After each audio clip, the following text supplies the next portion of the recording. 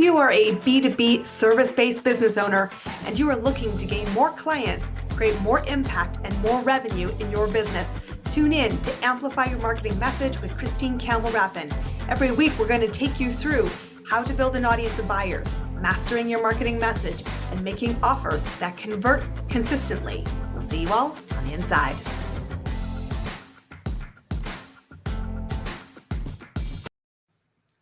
Welcome back, my friends. It is time to stop being the ostrich with your head in the sand as it relates to AI. AI was the story of last year. It's not a new concept, but it has definitely become a must-have for you as a business owner. And so today I'm super excited to introduce to you a friend of mine, Matt Rouse. He is an expert. He's written a lot of books in this sphere. He is the guy who's dialed in. And what I really am excited to talk to him about today is predictions about AI specific to the world of small business and entrepreneurs. So give a very warm welcome to Matt. Matt, welcome to our show. It's great to have you here. Hey, how are you, Christine? Good to see you again. You too. And what I love about this also, guys, we're also having Canada in the house. And you know, that's not very rare when we're in the business world. So I'm really excited to be coming almost to coast with you. I'm excited to have this conversation. So it's true. I'm going to own this. We are a bit of ostrich in the sand. Lots of us are ignoring what the potential is for AI. But why is AI something that you didn't wait for? Like, why are you already steps and steps ahead of us? And give us the wake-up call we need. Well, I think a big part of that is because my business partner and I, though we run a marketing agency, we both came from the IT world. Mm-hmm. So we were already heavy into automation. And a lot of automation is not AI. It's programming or algorithm-based stuff. But there are other sources of AI like deep learning systems for data and things like that you use on a regular basis, whether you know it or not. That could be like just something as simple as getting directions from Google Maps as a deep learning AI system.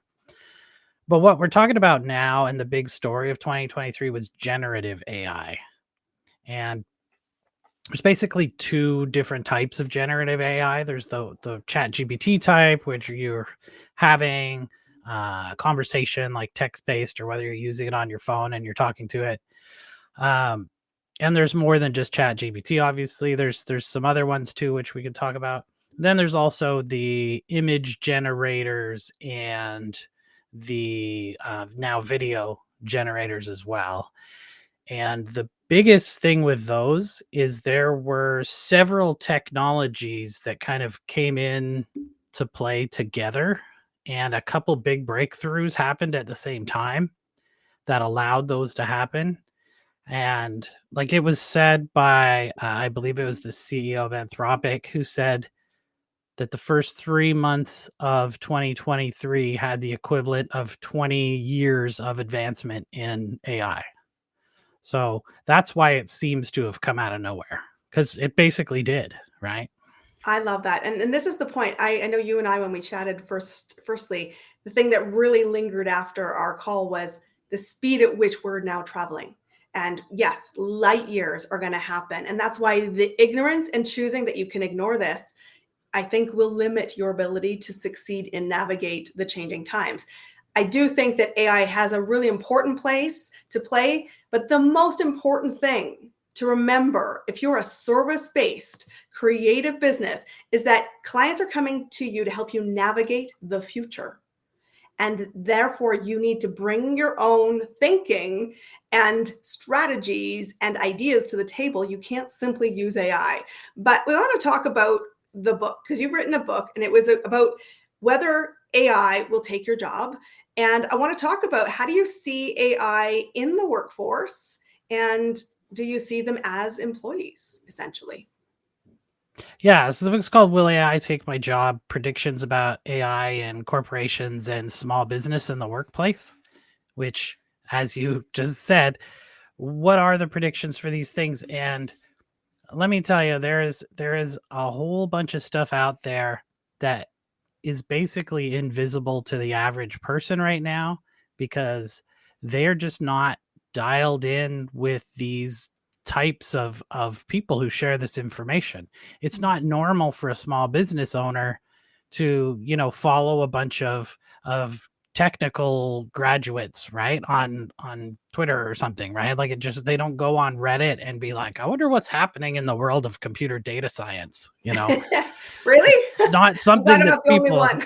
I know, like it's very, very few and far between. So the things that you also see in the media also have that sort of bias, right? Because and in this case, I mean bias not in a negative way.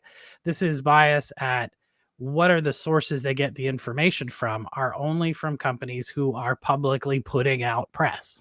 Mhm. So that's your Microsoft, Google, a few other companies. Most of the other ones completely invisible to the average person.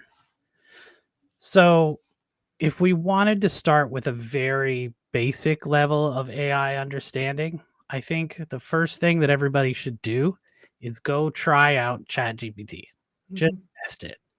And when you're going to test it, what you want to do is just start having a conversation with it and pretend that it's your intern, right? So if somebody was going to intern at your company or your business or whatever that is, start having a conversation with them like, if I were to ask you to write this for me, could you do it?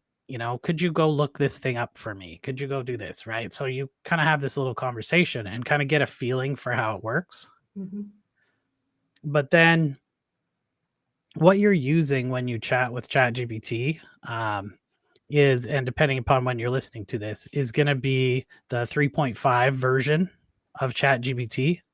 If you pay for it, so you're paying for the plus version, it's $20 a month to use the most powerful AI ever made, which is a ridiculous price. I don't know why it's so cheap, but I mean, I'll pay for it all day long. I'd pay for it if it was $200 a month.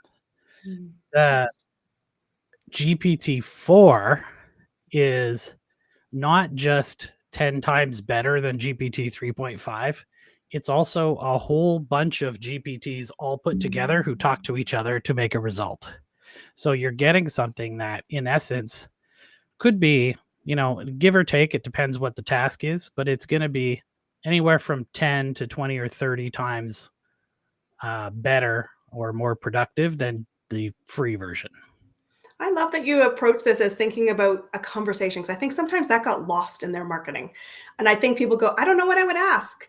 And I love this analogy of think of it like an intern because you want to be looking at the questions because truthfully, ask better questions to get better results. We've talked about that here on the podcast. We've talked about, what are you using for data? Garbage in will be garbage out. But if you think about it as a learning tool, like a learned intern will get better and better and better. The more you use it, the more you coach it, the more you give more specific instructions, the Mm-hmm. better off you will be. And at that point, use it to the use as a baseline and then go on. And I love that you also talk about the evolution of it. And truthfully, same thing. If $20 stays the price tag, and it won't, let's be clear, but being someone who is mindful of their bottom line, start your tools today because you're going to have a better chance of getting the system, knowing which ones to stay in at the lowest price point out there in the marketplace because it's only going to go north because the Uh, capability is getting better. And that's still a really good trade in efficiency. I gave a talk for my book and I asked the people there how many people have used an AI system like ChatGPT, and it was about 20%. Mhm. So we're looking at a very small adoption rate so far. And of those 20%, I asked how many people have used something else like Mid Journey or, Dolly to create an image or Runway to create a video or recolor a photo or something like that. Um, it was almost no one. So it's very hard for people to see what it can do when no one they know knows what it can do, Yeah. right? That's a very tough thing to get over. And, when you see people who are struggling with, is this email actually from UPS that's asking me to put in my data again, or is it a scam? That, you know, that's the technical level that they're at. And AI seems like it's way up here technical wise, like you got to be a Mhm. programmer or something, but it is absolutely not the case. You have to be good at clear communication to use AI. That's the real part that gets it done. Ah, And what a there's gold nugget. some, well, there's some really peculiar things with how AI works that we don't entirely understand yet. But like it acts almost like a person, but it is definitely not a person. It is not like aware or conscious, no Mhm. matter who tells you on, TikTok or something that they think it is. It's really just it's a very, very, very complicated parlor trick is what it is. So it's essentially what they've done is they've trained it to, predict what's the most likely thing to come out, in language or whatever that is that it's using. And then they've also trained it using uh like taking words out of phrases and sentences and then saying, what are the most likely words to fit into these spots? Mhm. And then that's grown into entire paragraphs and then, like the equivalent of a book chapter kind of thing, where it's able to predict these things. And then there's also something called temperature. And I don't want to get too much into the technical weeds, but if you dial up the temperature, is kind of like turning up a pot of water on your stove. The hotter you make it, the higher the temperature, the more random the water kind of moves Mm. around in the Mhm. pot. So when they dial up the temperature on the AI, the more variation happens in what it gives back. Interesting. And I think this is part of where I see opportunity because I said you can look to the data set and with good questions, good detail, good learning from it, you can get a standard baseline. However, my friends, this is just my opinion, but quite strongly felt. I want you to go validate this with your buyer, with your audience, because this is taking a ton of data and coming out with the most common total net thing. And that's a great starting place. Right. But it's this fine tuning that, yes, I know I've seen these great pieces of AI where they say, please don't use these words in my paragraph, in my newsletter, in my emails, because I would never say it. It's like that's your piece, that's your style, that's your personality. And then AI just starts to adjust to it. But you want to really be validating this because what you never want is the impression, which is what we are running as a consumer basis right now, going, is this AI? Is this a human? You don't ever want that to be a question. No. You want your audience to say, yes, this might be supported, but I still feel the heart. I feel the heart of Matt. I feel the heart of Christine. I know that they're here. And that's where I think video and showing up and, being in the moment is going to be really important for brands and Well, I business always I and always say the choice going forward, right? pendulum swings both ways just as far, Yeah. right? So the more that there is cheap, easy to create fake things that seem real, the more that people are going to want something that is Authentic. confirmably real, Yeah. right? The more that they're going to want something. And we're not far in the generative like video space from having this that we're in right now Mhm. be an AI that is generating it in real time and it looks like me and moves like me and uses my voice and talks like me and says things in response. That's not far off. And It's that's not not. something that There's a big really there's a big brand that has their number one model as an AI right. generated face. And she's There made are billions of dollars for this company and she's right. not real. So the it's hard to imagine, when let's say you are a B2B service provider of some kind. You're out there, you're doing your thing, you're implementing whatever it is that you do for your customers, and you're on Zoom meetings and stuff all the time. It's hard to imagine that one of the other people in your Zoom meeting might actually be generated and that you would Mm. not be able to tell the difference. Yeah. But that's where it's going to be, right? If you look at a piece of software like Be Human, you record yourself talking like we are right now. And then when you upload audio, it converts that into basically a way for the AI to talk in your voice. And then Mhm. it does a thing called lip matching, where it matches the movements of your lips to the audio. So then you've got a model that is you moved around and animated by the computer with its lips that match the talking that's in your voice, Yeah. even though you either are sending it, a spreadsheet full of things to say, or you have a blurb that you've pre-recorded and it's just inserting the different people's names and company names and information in your voice and then sending that out to tens or hundreds or even tens of thousands of people. Yeah, and this is interesting because it's the capability is there, and that's what I said where it's so important to know. You have to equip yourself with the knowledges. You still get to choose which pieces you bite into, which Mhm. pieces you want to do. And we know we've had an episode with my friend Barbara Gracia on there. Here we're talking about the legal side of copyright and infringements and who owns the data and all of those things that are still going to be many, many years, many billions of dollars in the court system to figure out. And at the same time, equip yourself to know what's possible because truthfully, we do have ways to leverage this technology right now, and it will only get better. That can make us more efficient, help us streamline things. So, where we add the most value is in the value creation we uniquely bring. That's our Right. brain, our intellect, our opinions. And that's something which I think we need to really own. And we've been struggling for years saying, we want to lean into authenticity. We know it was the word of the year last year, but honestly, it's the biggest thing we're still struggling to do, Right. I think. So, where do you think entrepreneurs need to step in so that they can do more with less? The biggest problem that people face is, what do I do with it? How do I get started? What makes this worth the time to figure it out? Right. And just like anything, if you're, a business person, you are already taxed for time. So the idea of having to learn more software or something is not appealing to most people. So what you have to do is understand some of the basic capabilities and then figure out where it can actually give you back the time that you're spending on things that you don't want to do. Mm. And I would say number one is analyzing or summarizing documents.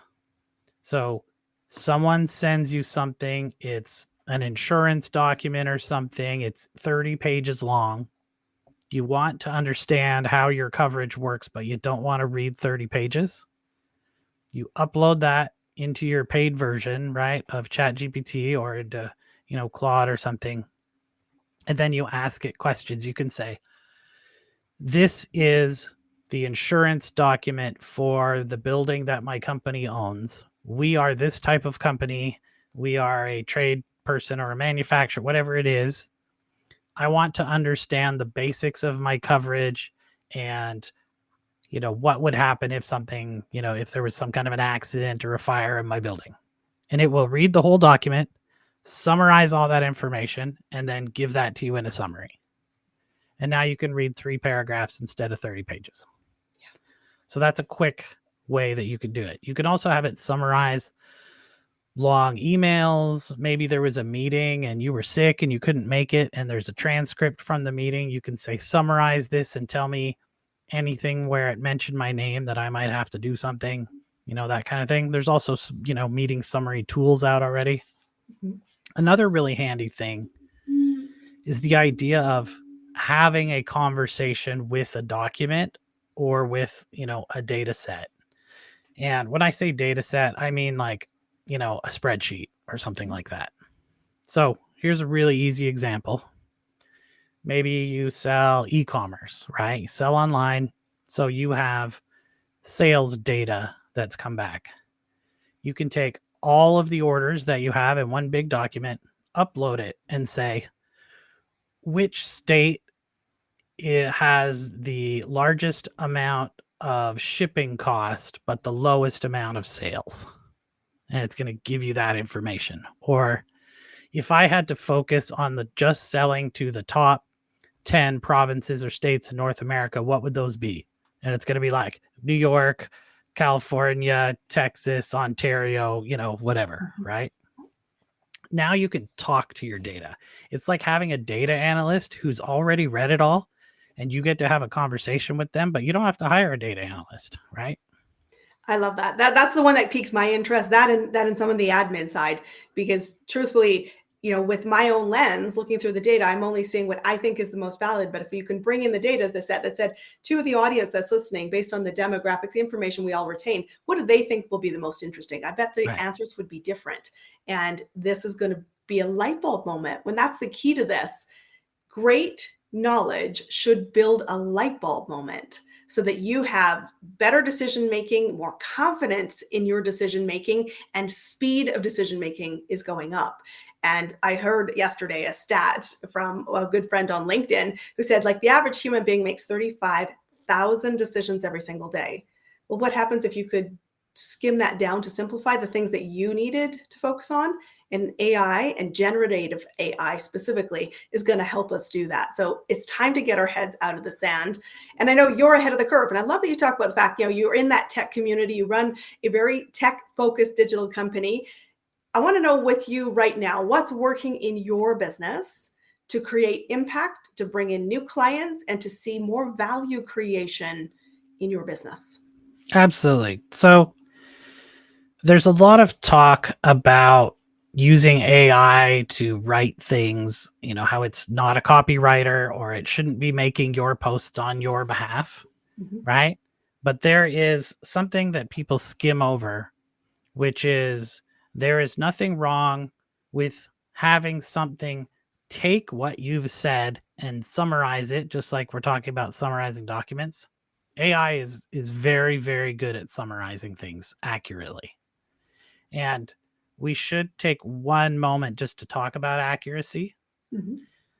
The AI is trained to predict what text is most likely to fulfill whatever the request is.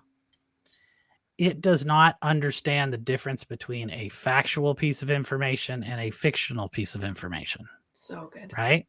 So, the more important that it is that it's accurate is the more time and energy you want to spend on checking it. So Yes. if it's something like, you're uploading a file to see if somebody has a cancerous lesion in their lung, you better have a radiologist check it too, right? But if it's a summary of a social media post that's going on LinkedIn, maybe you just skim it. It's not life threatening. So anyway, always double check, right? But like I said, if you're going to have it save you time, don't spend as much time as you would have spent writing it yourself because that kind of defeats the purpose. Sorry. Okay. So let's talk for a moment about how you could use AI systems. And I'm going to name a few. You can always write them down or you can look them up after. Okay. So we would, in our company, if I was to make a recording like we're doing right now, okay, this would be what we call the primary piece of content. So from this content, we're going to take it and put it into an app called Runway ML. And Runway ML will create a transcription that also has time codes.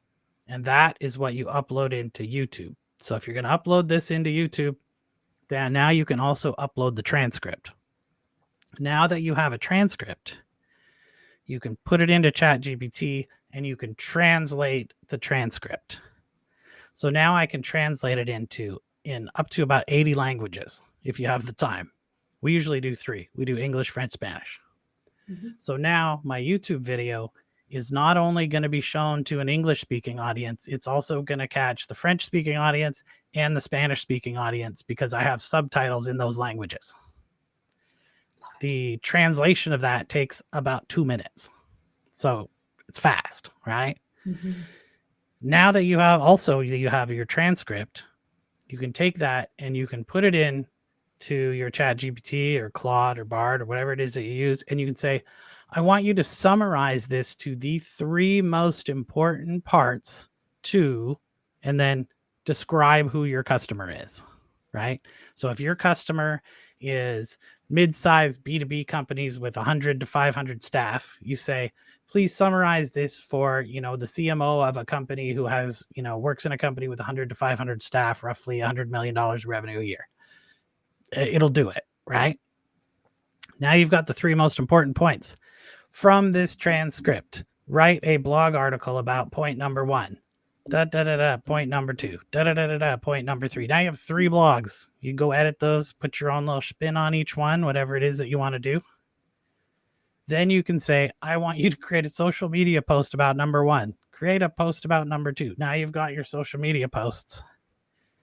And then we're going to take this same video and we're going to put it in a app that we call Munch. And it's actually Get Munch, GETMUNCH is Get Munch. Get Munch will take the video, automatically determine somewhere between about 8 and 20 clips, depending on how long your video is, automatically cut them into vertical video, automatically put the captions on. It does the karaoke words where it says the word as you're saying it, highlights the word. Also gives you hashtags, gives you a Twitter/X post to go along with it, gives you a description for the video. And then you just upload those straight into your TikTok, Reels, YouTube, Shorts. You can also go back and have it cut them square. You can upload that into LinkedIn and Facebook and Instagram. So all of this content process takes about 4 hours. And I know that's a lot of time, but we're a marketing company, right? So we're making this content for people. That process used to take us 14 hours. So we have cut that down from 14 hours to 4 hours. And we used to make about 8 pieces of content in that 14 hours. And now we're making 50. So we can get more production. It's less prone to errors. Our people are spending their time proofreading and improving content rather than having to come up with it. And also, we're not spending our time doing things like cutting videos to the right size. Software does it. I hope everybody's listening is like me, who's going, because it is not about you choosing to do all those 4 hours. That's what I want you to hear. I want you to hear that you could go from 14 to 4, take the percentage and go, what am I doing now? How many hours am I spending? Could I do less? And more importantly, can you create more content with what you already have? I think so often we get on the hamster wheel of content generation. And I know this was my brain light bulb last year. I could slow it down and do more with what I have and have even bigger impact. You know, it's funny that you mentioned that. I wrote a book 3 years ago called Flattening the Hamster Wheel. Mm-hmm. The idea of flattening the hamster wheel is getting more from the content that you already have instead of constantly trying to come up with something new. I would bet 90% of the people listening to this right now or watching this have a Google Drive or some other kind of cloud-based drive that is filled with content and information that they never look at again, that they could be repurposing to give to their clients.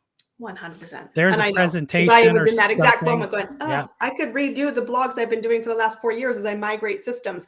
All of that content, I've got new audience all the time. That would still be relevant. It could bring it current, but that's a 30-minute exercise than an hour exercise. You can take your 5, 6, whatever year-old blog post, copy it, paste it into ChatGPT, say, this is from, 2017. Could you update this for 2023? And then you read it over and you go, okay, you know what? I also want to mention this. I want to kind of change this one thing. Maybe I'll update the photo, republish it. Now you got a blog post that took you 15 minutes instead of 2 hours. Yeah. Guys, I hope you feel super inspired. How do they find you, Max? I think you're a remarkable human being. Thanks. MatthewRouse.com. It's Matthew with 2 T's. So it's MatthewRouse.com. And all our books and companies and all the things are on there. Guys, I want you to go connect to Matt. I want you to engage with social media. It's time to stop being head in the sand. There is so much potential. And I'm not saying go to 0 to 100. What I'm doing is inviting you to take the one next step and take one thing from this episode and go, I'm going to start to learn. Because like AI, you need to invest the time to compound for the results. Thanks for being our guest, Matt. That's it for our amazing episode, all about how to harness AI and predict how AI is going to help us as entrepreneurs. Thanks for being our guest today. We'll see you all on our next episode. See you soon. That's a wrap on another amazing episode of Amplify Your Marketing Message with me, your host, Christine Campbell-Rappin. Be sure to subscribe on your favorite podcast platform so you don't miss another great episode. And be sure to visit christinecampbellrappin.com/podcast to get a free resource on how to master your marketing message. We'll see you all on our next episode.